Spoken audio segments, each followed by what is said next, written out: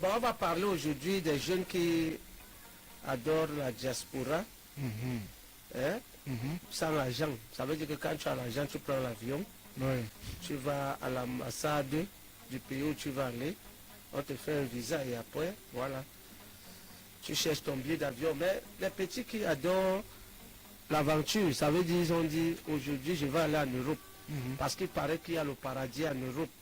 Ils aiment la diaspora européenne. Alors voilà un garçon qu'on appelle le jeune, hein, c'est un aventurier, Aristide. Il a pris son ami Jojo. Pourquoi Aristide le fait? Aristide nous dit que Jojo et lui sont des gars au quartier. Les deux ont déjà eu le bac. C'est vrai qu'Aristide a eu un baccalauréat et il s'est arrêté. Mais Jojo est allé jusqu'en licence. Il a sa licence. Mais malheureusement, ils ont cherché le boulot au pays, rien. Tout ce qu'on leur propose, c'est de faire des petits boulots comme agents de sécurité et autres. Pour eux, ils ont jugé que c'est des petits boulots. Jusqu'on les a même proposé de balayer la route où on les appelle qui les éboueurs. Les techniciens de surface. C'est un gros mot là-bas. Les balayeurs de route, les techniciens de surface, si vous voulez. Les gars ont vu que c'est mieux d'être les vrais techniciens que des techniciens de surface. Ils ont dit que ça ne donne rien. Alors, c'est Jojo qui dit à Aristide que, gars, depuis qu'on est ici, depuis rien ne donne. Tu ne vois pas comment notre ami Charlie qui était avec nous aussi, tu vois seulement ses photos sur WhatsApp, il est en Europe, il est déjà bien, il a même déjà une femme blanche qui a beaucoup d'argent. Joe, tu sais qu'il est passé par la route, non? Il faut que nous aussi on cherche la route. C'est comme ça qu'Aristide est tombé sur sa mère. Maman, il faut que je parte, il me faut l'argent. Et entre-temps, il est le fils unique à sa maman. Qui ça? Aristide. D'accord. Aristide, alors, est le fils unique à sa maman. Il a dit à sa maman que maman, moi, je ne veux plus que tu souffres comme ça. Ton petit commerce, ça te donne quoi? Moi-même, j'ai eu mon bac. Depuis là, rien. Alors, sa mère s'est endettée, elle est allée dans ses réunions. Tu sais que les mamans ont toujours les dernières cartouches. Prêter de l'argent là-bas, dire à son fils que voilà ce que je te trouve. Aristide dit que c'était pas beaucoup, mais c'était quand même un petit truc qui pouvait l'amener pour la route. C'était pas mauvais. Il a pris la route, accompagné de son ami Jojo, qui a aussi flatté ses parents de son côté. Bon, Jojo, c'est sa grande sœur qui l'a flatté. Et puis, voilà, les deux ont pris la route. Arrivés là-bas, ils ont trouvé le petit frère de Charlie. Charlie, c'est celui qui est en Europe, qui a une femme blanche. Il avait pris la route avec son petit frère. Malheureusement, son petit frère n'a pas réussi. Lui, il est toujours dans le pays du Maghreb, là. Dans un pays au Maghreb. Ils l'ont retrouvé là-bas. Ils ont dit, mais toi, tu fais quoi? C'est ton grand frère. Il dit, gars, la route là, comme vous pensez là, il a traversé, mais il y a des gens qui meurent. Moi, j'ai été seulement un rescapé. Le petit frère de Charlie, on l'appelle Johnny. Alors, ils ont trouvé le petit frère de Charlie. Et quelques gens là-bas, ils ont trouvé des Africains. Il y avait 2 Nigériens, il y avait un Sénégalais, 3 Ivoiriens et 2 Maliens aussi, et aussi 2 Camerounais qu'ils ont trouvés. Alors, ils ont commencé à faire le plan, comment ils vont entrer la prochaine fois et tout et tout. Eux-mêmes, ils étaient dans le bateau, je vais dire Aristide et Charlie. Bon, après, le fait de rester là-bas aussi au Maghreb, l'argent aussi ne fait que diminuer. Ça se faisait rare. Voilà Charlie qui dit à sa mère que maman... Aristide qui dit à sa mère que maman, le petit argent que tu m'as donné là, c'est déjà fini. Il faut que tu envoies encore là. Elle m'a dit que j'ai pris seulement à la tontine. Je vais alors faire comment ici maintenant. La mère est repartie dans une autre réunion, s'endettait encore à envoyer l'argent. Le petit est là-bas. Le bateau est parti, le premier bateau doit partir. Et les gars sont dedans. Ils ont monnaie, tout ça, ils voulaient l'argent pour monnaie aussi, pour qu'on le mette dans le bateau. Oui. Arrivé là-bas, les gars ont pris la route, et voilà dans le bateau. Après avoir marché dans le désert comme il n'est pas permis. Et il dit que tu as ton bidon d'eau.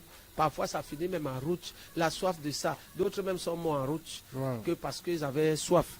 Parce qu'on parle de 2 Maliens. Un Malien est mort en route parce qu'il avait soif. Bon. Après, les autres sont partis, sont arrivés. Là, il fallait entrer dans le bateau, essayer de négocier là-bas. Ils ont négocié. Il dit que ce n'est pas facile. Au départ, comme je disais, il y avait 2 Maliens, un Sénégalais, 3 Ivoiriens, 2 Maliens, bon, on ne compte pas celui qui est mort dans le désert, et 2 Camerounais. Mais il dit que là-bas, ça s'est très mal passé, parce qu'ils sont entrés dans l'eau au début, ils étaient contents, mais après alors, on dit qu'ici, il faut seulement être un bon nageur. Et tu sais, l'eau là, ce n'est pas la rivière du village. Il me dit que la mer. La mer là, mon frère, Si tu n'es pas un maître nageur, tu ne peux pas. Tu t'en Pas sors les pas. petits nageurs du quartier, dis maître nageur, maestro. Officiel. Les gars solennel. disent que tu ne peux pas. Comme ça s'est très mal passé, le bateau a fait ce que ça a fait là, les gars sont tombés dans l'eau. Parmi les Nigériens, il y a 2 Nigériens, dont il y a une fille. Parmi les 2, la fille est décédée sur place. Dieu merci, le garçon nigérien, lui, l'a traversé. Hein? Il y a aussi le Sénégalais qui est mort sur place. Les 3 Ivoiriens, 2 sont morts dans l'eau, un a traversé. Les 2 Maliens, tu comprends un peu? Oui. Un est mort au désert, l'autre est mort dans l'eau. Ils n'ont pas eu de chance. Et les 2 Camerounais qui étaient là-bas, un est décédé, un a traversé. Tu vois? Oui. Bon, maintenant, Johnny, le petit frère de l'eau, dont le petit frère de Charlie qui est en Europe, est mort dans l'eau. Aristide, Dieu merci, il a été sauvé, mais on l'a ramené dans le désert. Après, il a marché, il est arrivé en ville, il a appelé sa mère qu'il est quelque part au Maghreb. Oui. Il faut encore envoyer l'argent. Sa mère lui demande de rentrer. Le gars dit qu'il Il va ne rentre seulement pas. partir. Il a tout expliqué à sa mère. Sa mère dit que le fait d'entendre que tel est mort, jusqu'à le petit Johnny, qui Oui. est le frère de Charlie Cameroun. C'est vrai que Charlie a traversé, mais Johnny est mort. Ça peut aussi être le tour de son fils, parce que son fils, on l'a seulement récupéré dans l'eau. Dieu merci, il y a un bateau de Maghrébiens qui passait, c'est comme ça qu'on l'a repêché. Et ceux qui étaient encore restés avec lui, qui étaient vivants, il y avait quelques gens là, on les a repêchés. Et la mère dit alors, elle a envie que son fils revienne au pays. Oui. Son fils ne fait que demander l'argent. Ouais, maman, l'argent est fini. Il faut encore envoyer. Moi, je vais faire tout pour traverser. Comment faire pour convaincre son fils de rentrer? Comme le gars a déjà mis dans sa tête que l'Europe, c'est à côté là. Oui. Malgré qu'il voit les morts, il reste. Il veut Est-ce qu'il y a foncer. moyen de le conseiller de rentrer au pays? Voilà l'histoire du jour. Voilà aussi les préoccupations de sa maman, la maman d'Aristide. Oui. Le drame de l'immigration et surtout comment, qu'est-ce qui motive ces jeunes à prendre la route très incertaine, La l'issue galère, le très foirage. incertaine de l'immigration clandestine, affronter le désert d'abord qui est en lui-même un mouroir et puis ensuite affronter la mer avec toutes les intempéries et les impondérables que l'on peut imaginer et comment convaincre un jeune qui s'est mis en idée que l'Occident c'est le paradis, c'est l'Eldorado, c'est là-bas qu'il va décrocher le Graal et donner de l'envergure, de la couleur à sa vie et non seulement à sa vie mais à la famille, les familles qui s'endettent pour financer cette aventure à l'issue très souvent périlleuse.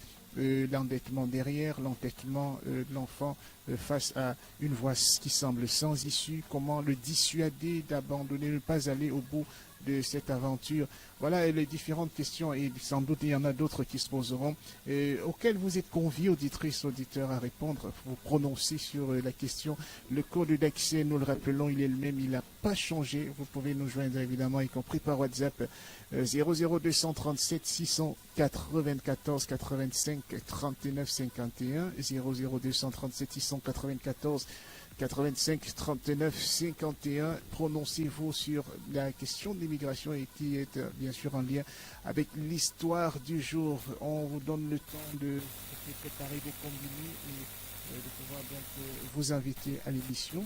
Le temps pour nous de repasser par l'ami Martin qui est aux commandes techniques, faut-il le rappeler, qu'il nous propose une respiration musicale. Ça va sans doute donner plus d'inspiration aux autres pour aborder cette question plutôt difficile d'un point de vue moral, éthique et même émotionnel.